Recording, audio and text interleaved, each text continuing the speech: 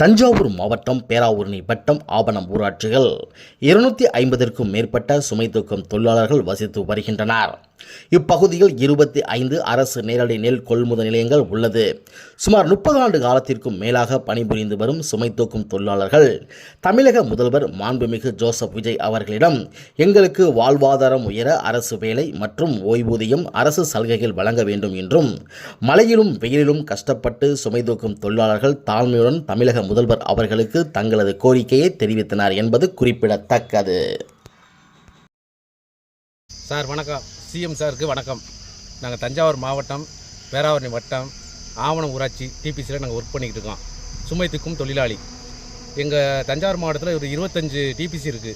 250 சுமை தூக்கும் தொழிலாளர்கள் இருக்கோம். எங்களுக்கு ஒரு பர்மிட் மாதிரி ஒரு நிரந்தரமாக இந்த ஒரு கவர்மெண்ட் ஷாப் மாதிரி போட்டு கொடுத்து எங்களுக்கு ஒரு நல்ல வழி காட்டணும், வாழ்வாதாரம் கொடுக்கணும். எத்தனை ஆண்டுகளாக இந்த பணியில் நாங்கள் வந்து ஒரு 25 வருஷமாக நாங்கள் இருக்கோம். மேஸ்திரி ஐயா வணக்கம். சொல்லுங்க ஐயா. 30 வருஷமாக அதில் இருக்கேன். எந்த பலனும் இல்லை, எந்த பலனுமே டிபி சொல்லலாம் எதுவும் பலனும் இல்லை. இன்னைக்கு செத்தா கூட இன்னும் இது இல்லாமல் இருக்குது.